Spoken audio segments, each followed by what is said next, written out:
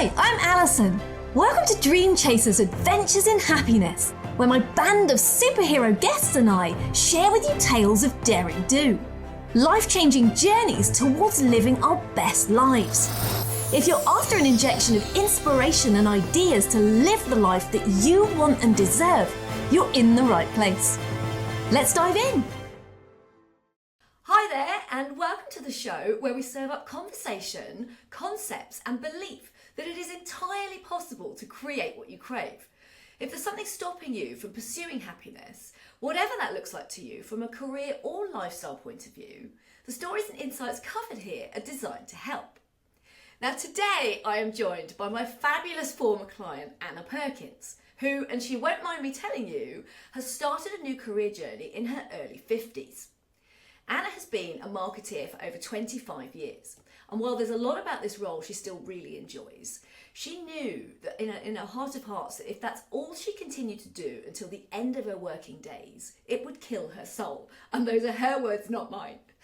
After some deep introspective work to dig out her innate strengths, skills and passions, and identify what would deliver a true sense of meaning and purpose for her, Anna is now immersed in the world of mental health and is training to become a counsellor.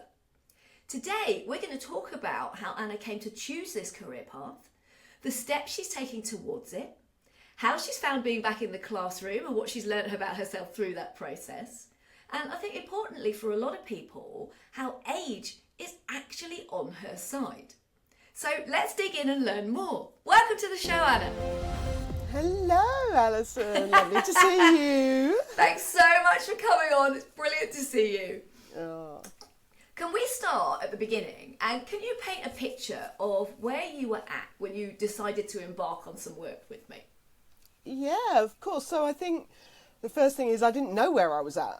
And I think that was the whole point of coming to see you, because I think you, as you say in your introduction, you're doing marketing, 25 years, and I'm fortunate enough to be in a job that I love, and I still love.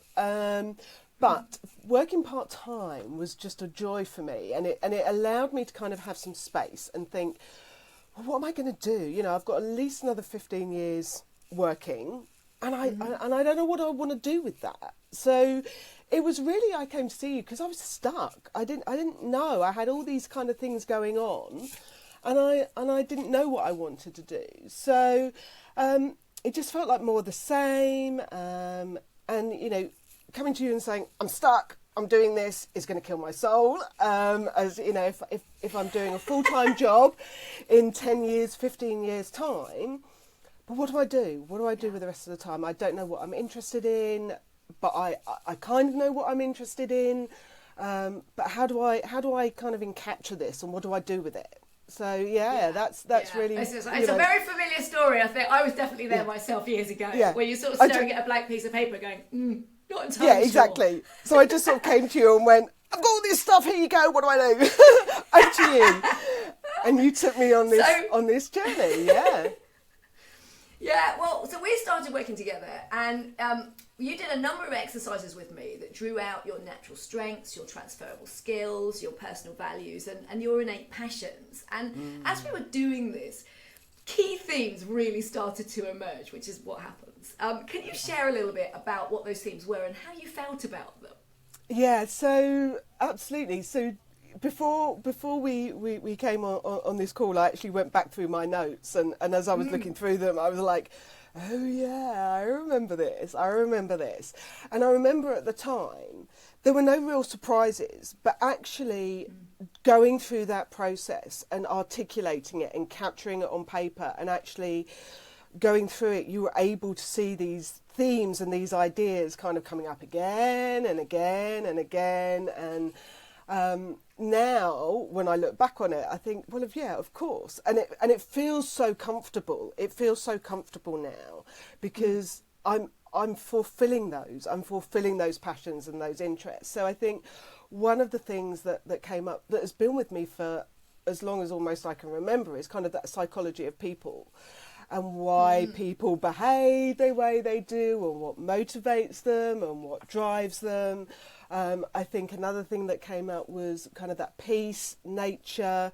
I think everything said, and with my cat on it, you know, and kind of being outside, you know, as long as I can do everything with my cat or a dog, or, you know, being outside.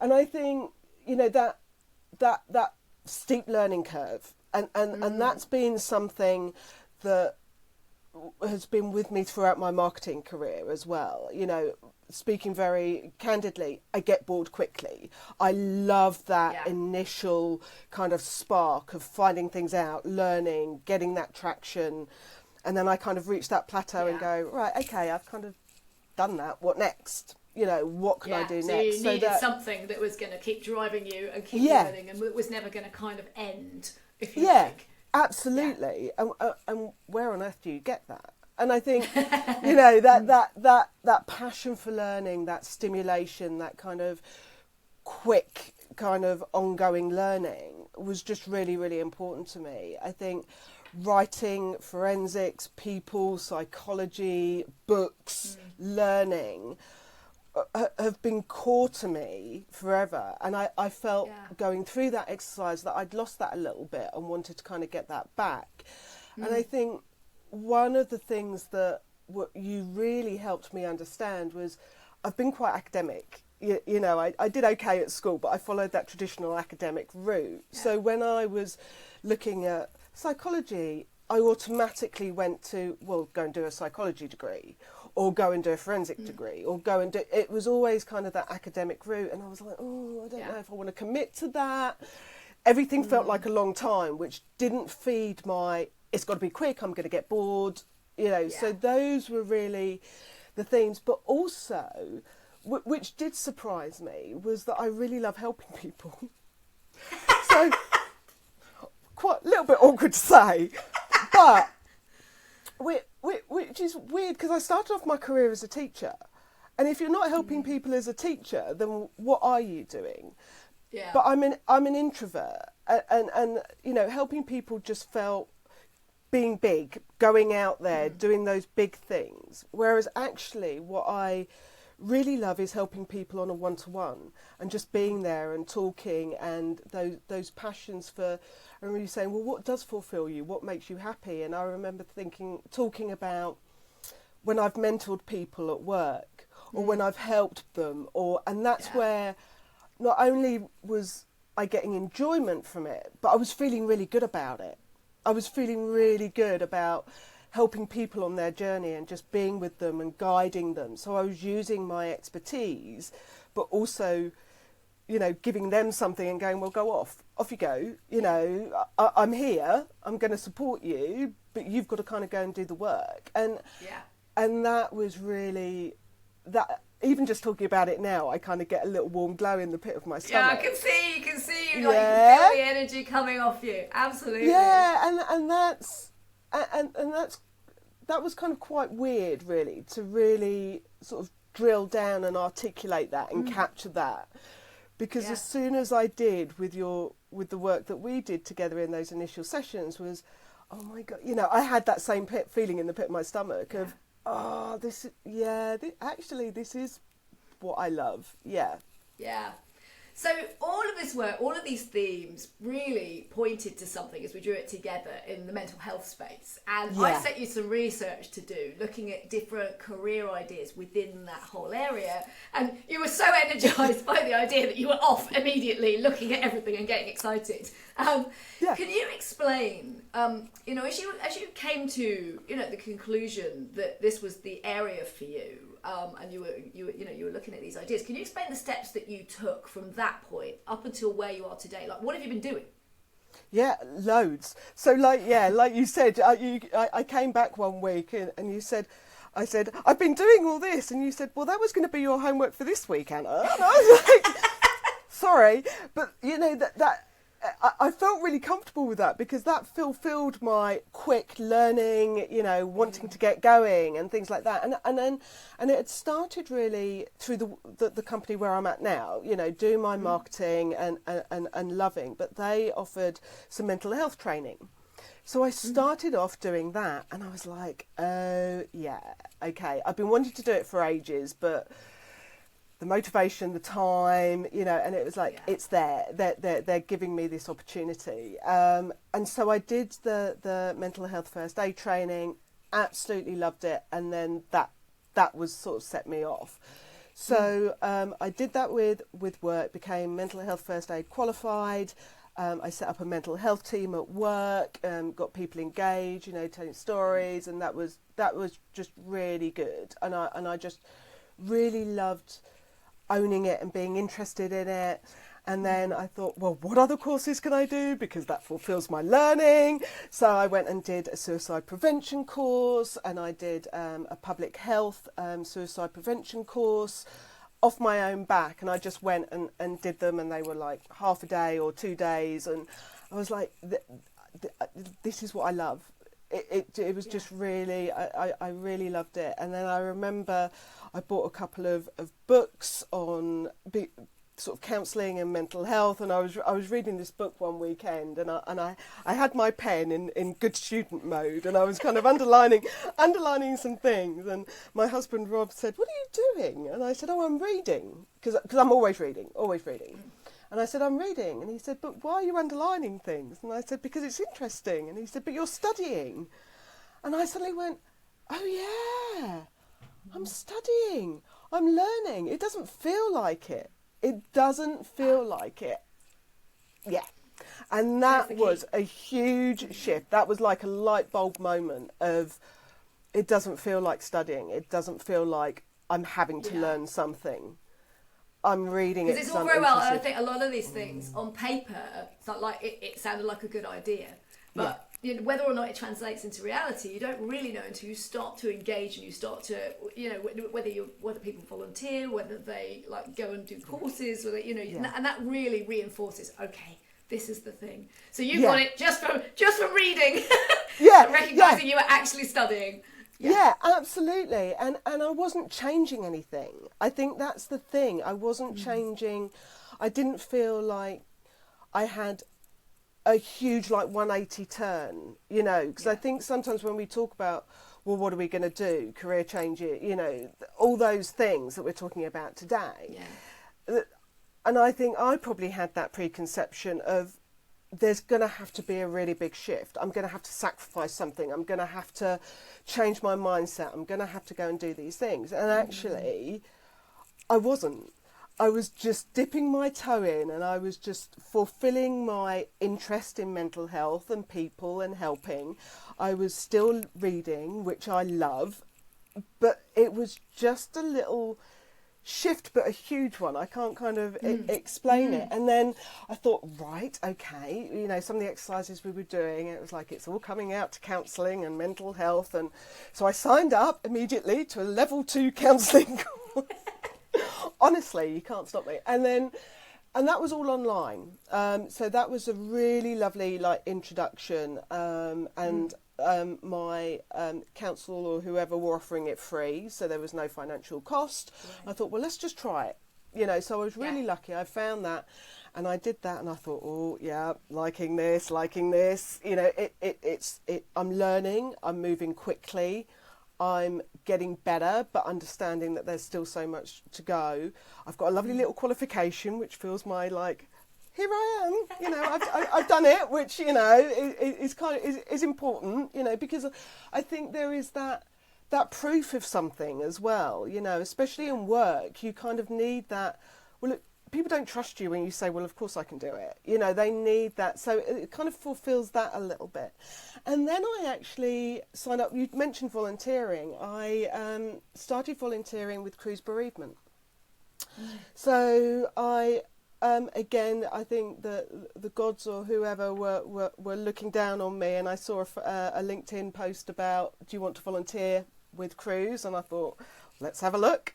And I started, they had an amazing training session, you know, it was like 12 weeks, it was really full on, it was a really big commitment, but it was fantastic.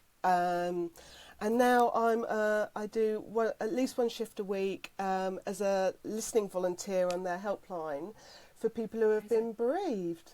And I love it. I absolutely, which sounds very odd, but I just feel so honoured and privileged to be on the other end of a phone when somebody needs you. The support, the training from crews is fantastic. And I remember in like the first couple of because we have supervision, I said, I think I'm getting more out of it than people who are phoning. And he's going, no, I don't think you are, Anna. But isn't that amazing? Isn't that amazing that you are getting so much out of this? And I do. And I always end the sessions with whoever's on shift say, it's been a real honour. It's been a real privilege just to sit in that moment. And I've learned so much. And I think I've learned about people, more about people. And I remember one of the exercises you asked me was, if you were to write a book, about with your expertise, what would it be? And I was like, people. It's not about the big showy people or the people that are at the top of the game, or I want to write about my best friend. I want to write about the people that I work with, because they've all got these amazing little lives and amazing big lives, and that's what I'm interested in. I'm interested in these people. So doing the volunteering, I listen to these people's lives, and everybody is incredible. And yeah, so I did all that, and then to fast forward to where I am today, I've completed my level 3 in counselling. So yeah, I got my certificate a couple of weeks ago to say that I've passed. So again, another certificate. But yeah, just completed level 3, which was tough but brilliant again. And signed up to do level 4, which starts in September. So that's a 2-year course. And once I pass that, hopefully, then I'd be qualified as a counsellor. And that's where my journey begins. That's where it starts, right? Fabulous. So you have done a whole range of things, from sort of training days at work to volunteering to signing up for different courses and kind of building it up to now, the big one that's going to take you a couple of years, that's taking you in the direction you want to go in, which is just fabulous. Now I know that going back into the classroom through the counselling courses that you've done has been hard and challenging as well as enlightening. Can you share a bit about your experience and what you've learned about yourself through that process of actually going back to school effectively? Oh yeah, it was really interesting, and it took me a few weeks to kind of get back into being a student again. It's X number of years, 30 odd years, since I've been a student, and it was really hard. And the one thing that was really hard, and I know we've spoken about this, was I had to let go of being an expert. Yeah. Right, I had to let go of being an expert. So I've built my career in marketing. I'm a marketing director. I love what I do, and I'm an expert. I'm trusted. I'm an expert, and I had to let go of knowing everything and wanting to know everything and just get it right and be like the perfect student and kind of let go of those inhibitions of going, I have got no idea what I'm doing. I don't understand this at all. Yeah, it's right back at the beginning, like being complete beginner's mind, like beginner's position, which is I think for a lot of people the idea of it feels really uncomfortable, because like you said, when you've spent many years in a profession building up your expertise, it can feel quite odd starting again technically in something new. But there's also an excitement about that, I think. Yeah. Oh, absolutely. Yeah, absolutely. But I had to really sort of change my mindset. And I think also, in my day job, and I'm sure in lots of people's day jobs, there's an urgency to get things done. And I'm very much like that. That was one of the things that came up in my traits, was I like ticking things off, actually having a list and ticking things off. But in work, you have objectives, you have things that you need to get done by a certain time. You need to, it's that kind of churn of getting things done, literally getting things done. And especially with counselling, you can't just get things done. You just can't, because your set assignments or your set reflective journals, And you can't say, well, how am I feeling about this? Okay, yeah, I'm done. I've ticked it off. You're suddenly thinking, oh, hang on a minute, this has brought some stuff up for me. And that doesn't suddenly go away. So that getting things done, ticking things off, I had to let go of that as well. Yeah. So the first few weeks were quite uncomfortable for me. I loved it. Yeah. I loved learning because it fulfilled that learning thing, right? But I found it really tough to let go of you're the expert, you've got to get it right. There's a right answer and there's an end point. Yeah, absolutely. And going back to reading books and referencing and all those things. But that was hard. And it took me a few weeks to just go, to relax into it a little bit more, I think. Yeah. I remember you also saying that you kind of found you had to get comfortable being in a kind of position of vulnerability yourself, because with counselling, it's not about you fixing people. Yeah. Or kind of being the person that, now again, go back to the expert, the person that knows is in charge, and it's like, this is the thing, this is what you should do. Yeah, absolutely. And I think there are some counselling routes which do that, but there is this, you've got to be vulnerable, you've got to just be human, but how far do you be human? Because it's not about you, it's about the person. But quite often people will come to counselling and say, but you're the expert, you need to fix me, you've got all this knowledge, what do I do? And actually you have to sit there and say, I'm not. We can do that, but we do this together, we work it out together. And I've got some tools in my toolbox, but I'm not the expert. And I think that's been such a release for me, actually. Interesting. That I'm never going to be the expert.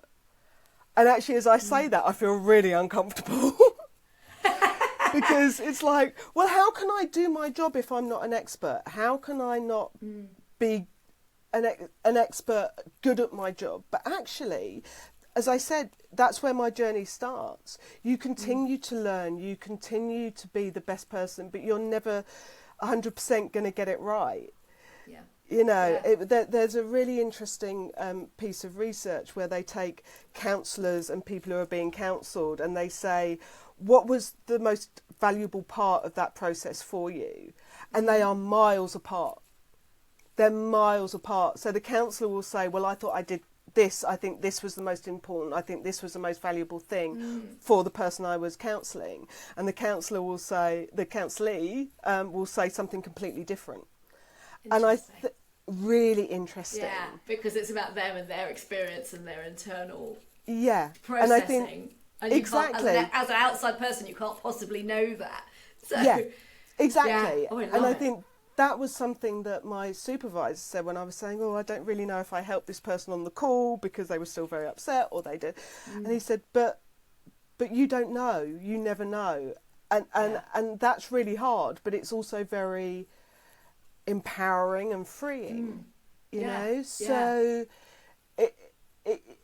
there's lots of things that I've had to let go of, but there's lots of things that I've had to get comfortable with, and actually, because there is this passion and this interest, it's quite easy to let go of it. And I was very lucky. I had an amazing tutor on my course and an amazing group of people, and we were all on that same journey. We were all sitting there going, I'm really worried about getting it right, and what if I say something wrong? What if I, and it's like, you're not going to say something wrong, because you're going to read that person and go, I've said something that obviously doesn't sit, or has angered you, or frustrated you. So what is that? And it's all about learning together. And I think it's just been brilliant. It's really good.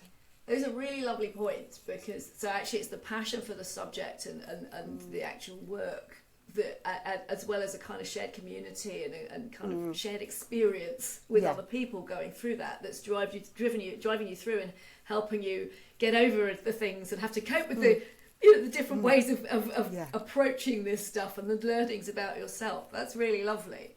Can we touch just for a minute on the subject of age?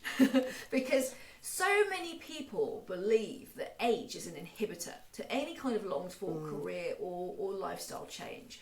especially when something new on the career front requires retraining that might take years. What's your experience been? Oh, exactly the same. You know, I remember when I came to you, it's like, it's too late. I can't spend 4 years doing a degree. What's the point? I'm going to have to start at the bottom. I was exactly the same. And I think, I mean, I had a problem turning 30, you know, and I'm now, you know, into my 50s. And I was exactly the same. And I think I'm not worried that this is a journey of years. You know, I'm not. I'm normally like a very now person. You know, it's now, and you know what happens in the future and all that kind of stuff. And it's too late. But with this, I've been really fortunate because it hasn't really. I haven't had to do that 180 shift. You know, we talked about that a little bit earlier. I haven't had to to go, well, I've got to stop doing that. I've been able to build these things into my daily life. You know, the course was of an evening, the cruise shift allows, you know, with my part-time. So I've not really changed anything. I'm still doing my marketing stuff, which brings me a lot of joy, but I'm exploring these other things. And I think I genuinely believe that age is on my side. I genuinely believe that age is on my side. And I think, especially in mental health and especially in counselling, you've got a wealth of lived experience. You know, it's not a case of I've been there, seen it, done it, because you have so many unconscious biases and you have so many, you know, things that you do bring to your. You can't change your background, you can't change your experience, you can't change your worth or whatever, but you can. You're just much more aware of how complex the world is, or where people are on that journey, or you know, and I genuinely believe that it's on my side. And I remember I found a couple of Facebook like groups when I was sort of starting on the counselling journey, going, am I too old to start on this counselling journey? I'm 50, and people were like, I'm going to be 70 next year and I'm just about to qualify.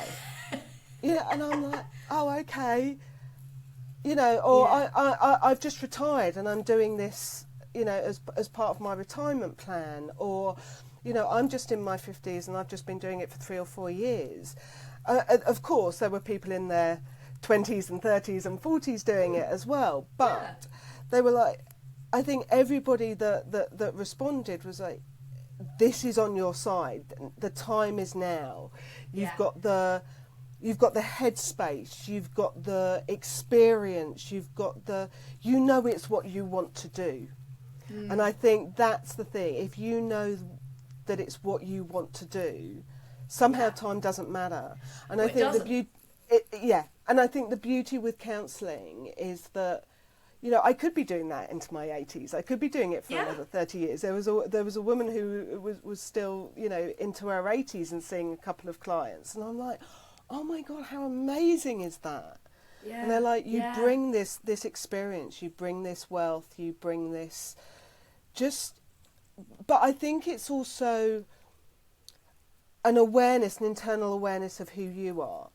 There's so much reflective work that you have to do, and I started that journey with you, you know, of what's interesting to you, what are your passions, what are your blockers, what's going to be easy for you, what's going to be hard. And I think, you know, had I gone into a classroom 10 years ago and gone, but I can't tick this off, I can't be an expert, I may well have dropped it.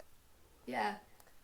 But now I'm going, no, Anna, look at this, think about this, and stop and just take a breath. And I think that comes with a little bit of age and experience as well. You know, I do. This is fabulous, because you know what you're coming up with is a whole different range of reasons why the age you're at is the perfect age to be doing what you're doing. And you know, I think you're right that when you choose something that you know in your heart of hearts is the right thing, it just feels right, it aligns with you and the core of you, time doesn't matter. It doesn't matter how long it takes. It doesn't because you enjoy it, you like it. You might continue doing it well beyond traditional kind of retirement age, should you so wish. And we only have one life, so what does it really matter? Our brains make such a big deal about age, and I have a lot of this with a lot of clients I work with the same concerns like you had at the beginning. Like, well, if I'm in my 50s now and I do a 4-year course, and by the time I've finished and I'm qualified and I've got somewhere with it, it's like way too late. But it just isn't. And the way you described, you're kind of step changing it, so you're mixing it with the marketing work that you do. The majority of my clients do the same thing, because and I thought this when I was thinking about making my career change years ago. You think you're gonna switch off the old career and switch on a new one, like there's this linear kind of start and stop, and that isn't how it works. Life's not like that for most of us. We need to earn some money, and so you can absolutely build it in. And I retrained in the background while I still worked full time, like a lot of people do, and there are ways and means of making it work, based on your own requirements. So, and you've just, you're brilliant proof that it works. And it does. And sorry, I remember somebody saying to me, or I read it somewhere, it's like, well, in 4 years' time, it's still going to be in 4 years' time. So do you want to be in 4 years' time and have shifted and done your degree? It doesn't have to. And I think I might decide after my 2-year course, I've had enough, that's it. It's got me to where I want to be. And I just want to dip in and do something. And that's okay. And I think that I've got to do something to achieve something has really shifted, because I get a lot of that from my work and things like that. It's still going to be 2 years' time. It's still going to be 4 years' time. Why not do something that you want to do with that? Absolutely. Absolutely. So can we finish off with like how you feel now versus where you were at when we first met? I'm still Anna, I'm still me, and I think I'm so much more relaxed about it's going to take me at least 2 years, probably 3, 4, 5 years before I'm a counsellor. And actually, if I'm still doing my mix of counselling and marketing and fractional marketing and all those things that I've got in the pot, that is going to make me happy. And I think it's also, I've also found that what I'm doing in terms of my counselling journey and my mental health journey is really helping me in my day job. It's really helping me in my day job. So it's things like, I've got the motivation, I've got the focus, I've got the ambition in my day job. Because I'm fortunate enough to not be doing it full time, when I'm there, I'm focused. I'm giving it my all. I'm loving it. It's giving me a completely different mindset. I'm able to tick those things. I'm off my list. I'm able to have that objective-driven thing. I'm able to be the expert, which probably allows me to have that balance of vulnerability and learning and all those kind of things when I go to my studies. And I think my employer gets more out of me. Actually, I think they get more out of me. Right, which that's I think a really valid point, because I hear this a lot, so I experience the same thing myself. When you're focused on something and you're working towards something that speaks to your soul, whatever that is, but you're still doing a day job, the day job loses the sort of heaviness, the emotional kind of when that's all you're doing, when it's not enough.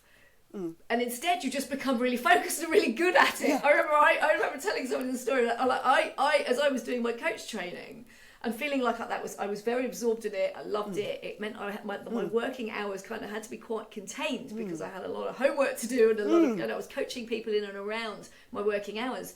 And I thought, oh God, I'm going to be torn to shreds in my room meeting. They're going to say I'm not focused and I'm not committed. And the exact opposite happened. I got promoted because I was just so much more present in the time that I had and energized because of the work that I was doing outside of that. And I see it all the time with people I work with, similar kinds of stories. Like suddenly the day job it feels different. And the way that you approach it is different, and often it's not better. Yeah. And I enjoy it more. I enjoy it more. I really enjoy it more, because it fulfills, all the things that I needed that we we explored in those kind of passion boxes and all that kind of stuff, they're still there. I haven't suddenly switched off my need for getting things done, being an expert, you know, having projects, all those, they haven't disappeared because I'm suddenly on this other journey. They're still there, and they're fulfilled in my day job. But I'm much more focused, and where I am now, I just feel much more balanced. I just feel much more relaxed. I feel much more aware of who I am, what I want to do, much more comfortable with the journey. I'm not sure I'm quite as comfortable as I could be with how old I am, but I'm much more okay with it. You know, it's just like, well, that's okay. You know, and you can start again, or you can start something different, or so I tell you how it feels. It feels exciting. It feels exciting because I've got not just one thing or the other.